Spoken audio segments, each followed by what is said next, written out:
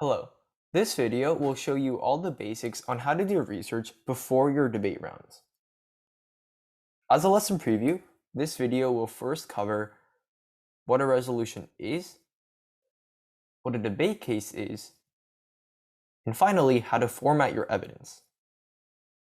So first, we are going to talk about the resolution. A resolution is a topic for debate, and it's usually a policy proposal.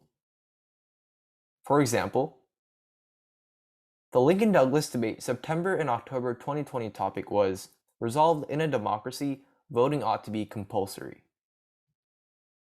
And the policy debate topic for 2021 to 2022 school year was, "The United States federal government should substantially increase its protection of water resources in the United States." The resolution determines the key areas of research that are the most common on a topic. The resolution also frames how debate rounds should basically be about.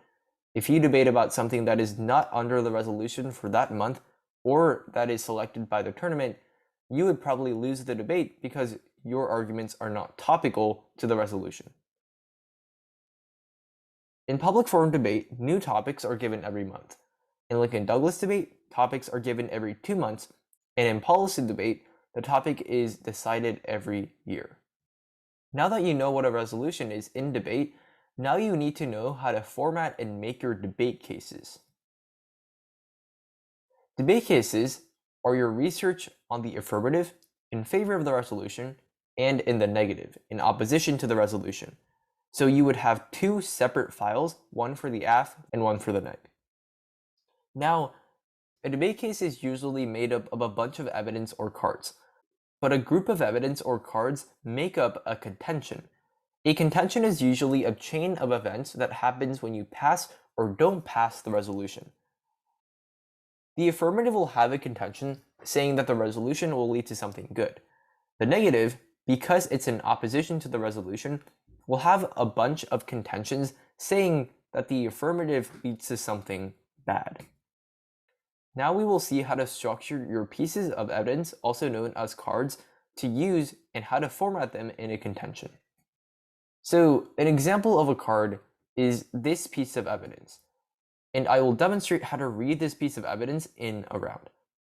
So it would go something like this. Earth observation satellites are key to adapt to global warming. According to Elisa Alonso in 2018, Earth observation satellites are playing an important role in assessing climate change. Reliable climate data can help scientists test their models and improve the science. Ground-based systems only cover about 30%, and the data is incomplete and patchy. EO satellites offer a valuable source of information.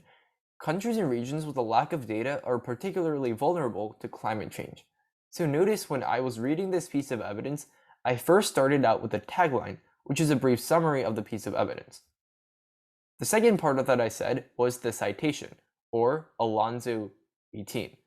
The author last name and the date it was written, usually the last 2 digits of a year. And then I only read the highlighted parts of the evidence. And so when you're cutting your piece of evidence, you want to underline certain parts you think are pretty important, bold the parts that are really important, and then highlight the parts that you think you are going to read in the round. In the round, if you were to skip parts of the evidence that are highlighted, that would be a form of cheating, and that's called card clipping. That is a form of cheating because you're basically skipping over the parts that you are going to read. I hope this video helped you in how to do your research for a topic and how to format your debate cases, and more specifically, how to use your formatted cards and structure them in a contention.